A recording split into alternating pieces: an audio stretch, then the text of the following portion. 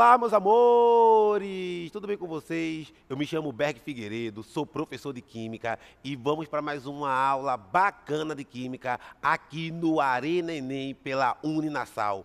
Vem comigo que hoje vai ter experimento, mesmo de forma assim, ó, remota. Vamos ter aquele momento bacana, aquele experimento para que você possa entender a química de uma maneira simples e de uma maneira fácil. Então vem comigo, professor Berg Figueiredo, e vamos para mais uma aula bacana de química.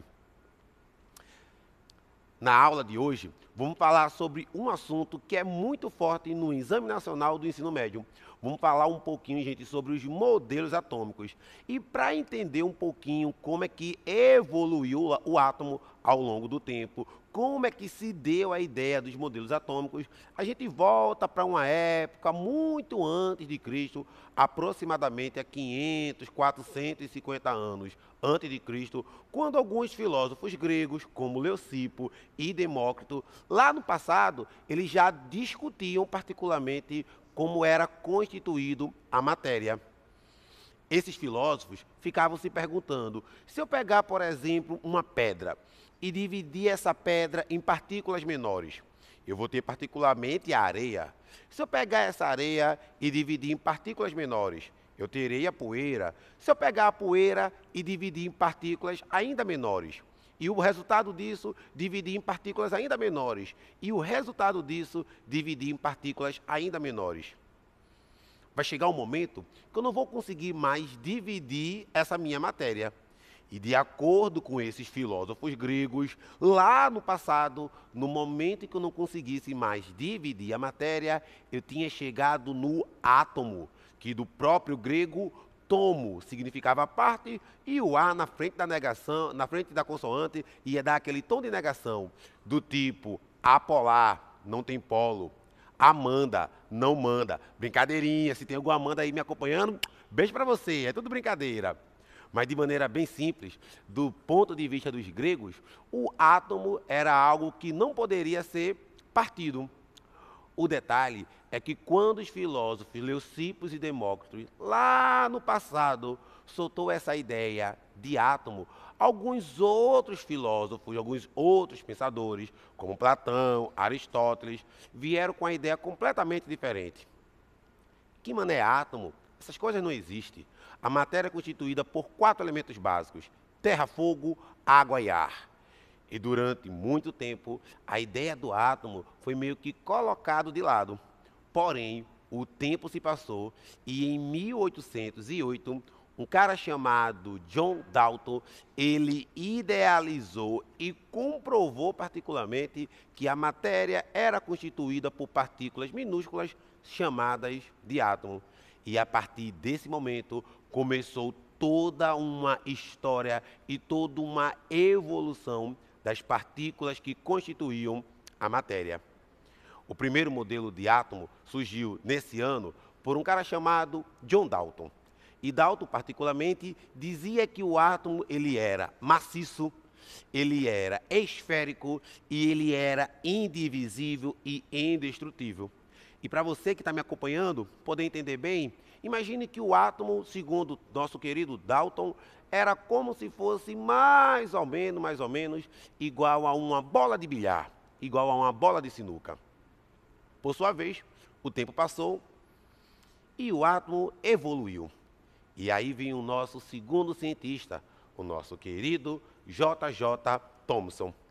Thomson, fazendo experimento em uma ampola chamada de ampola de Crookes, descoberta e criada por um cara chamado William Crookes, nosso querido Thomson colocou particularmente um gás dentro dessa ampola. E, por sua vez, ele incidiu uma corrente elétrica de alta tensão nessa ampola contendo esse gás.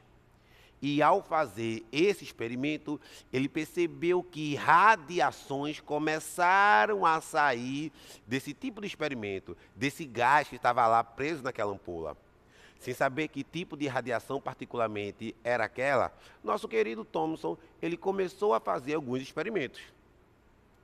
E em cima desses experimentos, nosso tão conhecido J.J. Thomson percebeu que essas radiações apresentavam uma característica negativa.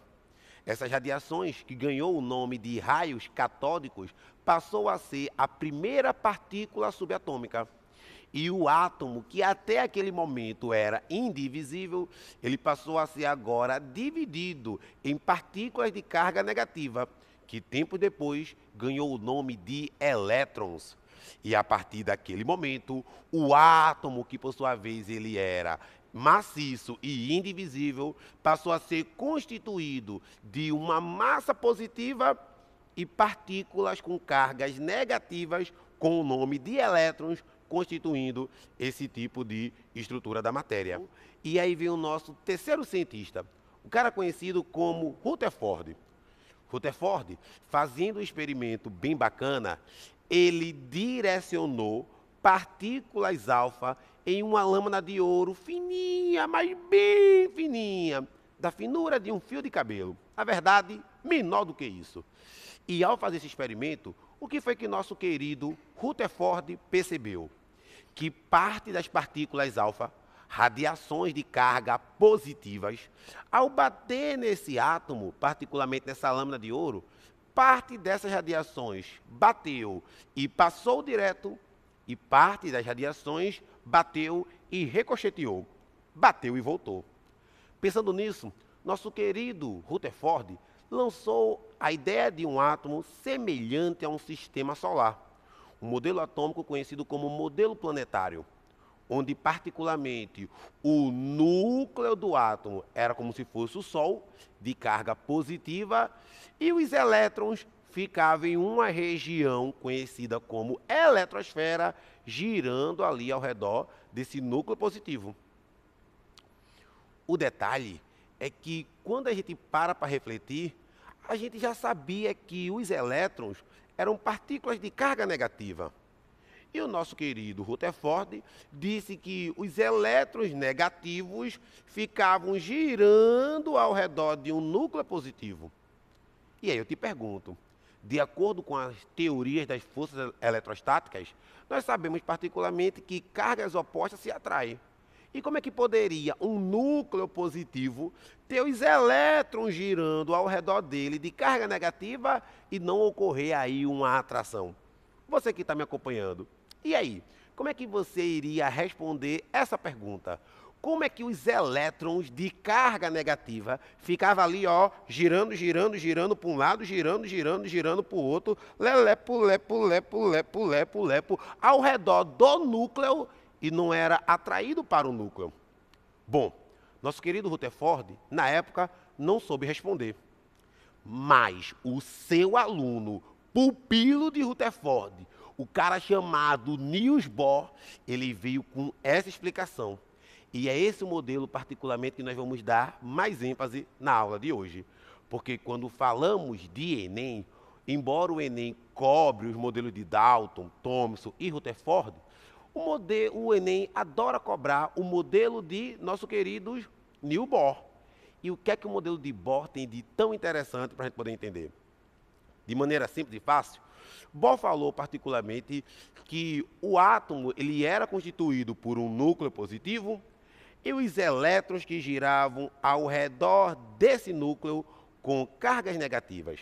Até aí, particularmente, ele concordava muito com o modelo do seu professor, do seu mentor, nosso querido Rutherford. Porém, um grande ponto importante é que ele falou que esses elétrons que ficavam girando ao redor do núcleo, ele tinha um pacote de energia quantizado, chamado particularmente de pacote de energia, que também podemos chamar de quantum.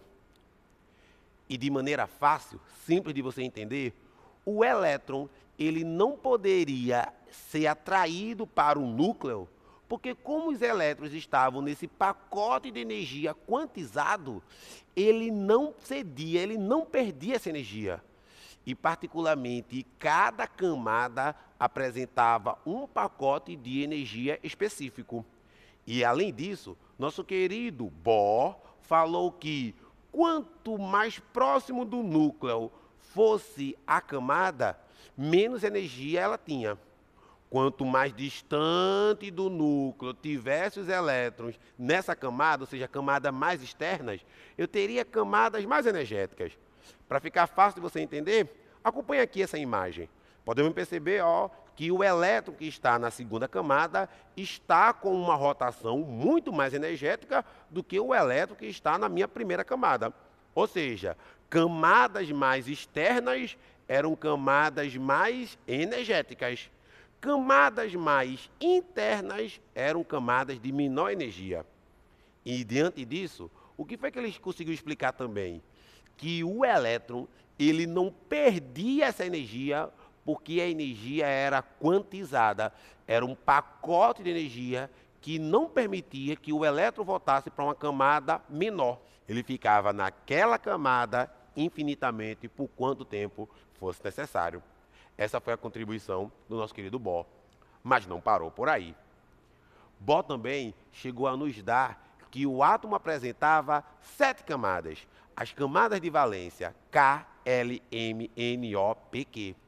E ele se baseou nisso particularmente nos espectros contínuos e nos espectros descontínuos realizados em experimentos por ele e por um cientista muito conhecido chamado Isaac Newton. E em cima desse experimento, o que foi que nosso querido Bohr falou? Que cada camada, cada uma das 7 camadas, particularmente, representava meio que uma cor específica. E se você parar para pensar, o nosso arco-íris apresenta 7 cores. Quando a luz branca bate no prisma e particularmente sofre, aquele processo de difração, ou seja, o arco-íris ele vai se separar, a luz branca vai se separar nas cores que lhe originam. Esse arco-íris, essa luz branca, ao bater nesse prisma, vai se separar nessas 7 cores.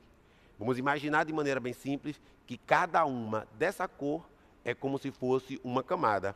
E aí nosso querido Bohr falou, se o elétron está numa camada menor, e esse elétron, por sua vez, ele ganha energia, ele sobe para uma camada maior, mais energética. Se, por sua vez, esse elétron da camada mais energética, ele perdeu a energia que outrora tinha ganho, ele volta para a camada de origem e libera essa energia que ele tinha ganho na forma de fóton, na forma de luz, de acordo com a camada específica que ele estava fazendo parte. De modo bem didático, para você poder entender, imagine que eu sou um elétron. Estou aqui girando ao redor do meu núcleo, na minha camada. Por sua vez, imagine como se fosse Super Mario, ganhei energia, fiquei V-Power, assim grandão, sem medo. Subi para uma camada maior, mais energética. Estou nessa camada maior, só que essa camada foi muito para mim. Então eu vou pegar essa energia que eu ganhei, vou liberar ela e voltar para a minha camada de origem. E vou liberar particularmente essa energia na forma de fóton, na forma de luz. E para você que está me acompanhando, poder entender bem o que eu acabei de falar, vamos ver um experimento prático que particularmente mostra isso aqui de uma forma ainda mais bacana, de uma forma ainda mais lúdica. Vem comigo. Bom, me encontro aqui na minha bancada da Arena Enem, aqui da Uninassal, e particularmente eu tenho aqui, algumas substâncias, tá certo? Eu tenho aqui, por sua vez, o nosso elemento que vai atuar como combustível, o nosso álcool metanol, tá certo, gente? E eu tenho aqui, alguns sais contendo alguns metais específicos. Aqui eu tenho sais de estrôncio, aqui eu tenho sais contendo cobre, e aqui eu tenho o nosso famoso conhecido cloreto de sódio, que é o sal contendo o nosso elemento sódio. Beleza? E aí, vou colocar aqui, um pouco de álcool, certo? No meu copo de Becker. Lembrando, viu? Ao fazer esse experimento, certifique-se que o recipiente está adequado para tal. O Becker, embora ele seja vidro, ele é um vidro que ele passa por um procedimento onde ele é resistente a calor. e por isso eu posso tocar fogo nele aqui sem nenhum tipo de problema, tá certo, gente? Se por sua vez você tentar fazer isso com um copo de vidro na sua casa, você pode se acidentar, e isso particularmente não é o adequado, tá certo? E aí eu vou colocar aqui um pouco de fogo, tá certo? Aqui no meu álcool metanol, e particularmente aqui já está ocorrendo minha reação de combustão. Professor Berg, não estou vendo aqui a chama. É porque vale lembrar, gente, que nem toda combustão, ela particularmente, ela vai emitir aquele brilho específico. Tem até uma piada química muito bacana que o metanol é fogo que arde sem se ver. A gente escuta muito, né, que o amor é fogo que arde sem se ver. É não, papai. Na química, o que arde sem você ver é o fogo de metanol. Mas para ficar melhor da gente visualizar, produção, poderia, por favor, desligar aqui as luzes para a gente poder conseguir enxergar um pouco melhor? Então, meus amores, para a gente poder entender bem aqui, né, como seria essa ideia do quantum, né, dos elétrons, eu tenho aqui particularmente a nossa reação de combustão. Estou queimando aqui o nosso álcool metanol e vou colocar aqui particularmente, gente, um pouco de sal contendo nosso metal cobre. E aí qual o ponto interessante? Ó? Na hora que os elétrons do cobre recebem a energia da combustão, eles vão subir para uma camada maior. Quando esses elétrons liberam essa energia que ganhou, ele volta para a camada de origem, liberando esses elétrons na forma de fóton, que no caso do cobre, os fótons vão estar voltados para o espectro verde. E olha a chama aqui, a gente ficando linda, maravilhosa, com esse verde bacana, hein?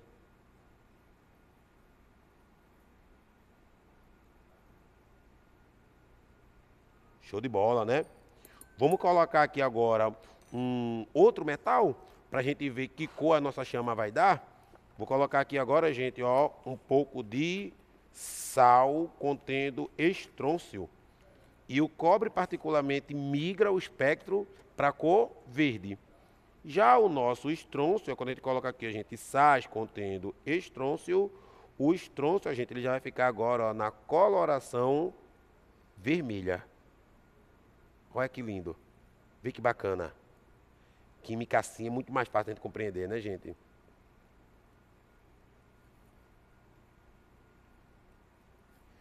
Esse experimento é bacana, gente, porque antigamente, né, lá no passado, a gente hoje tem as lâmpadas de LED.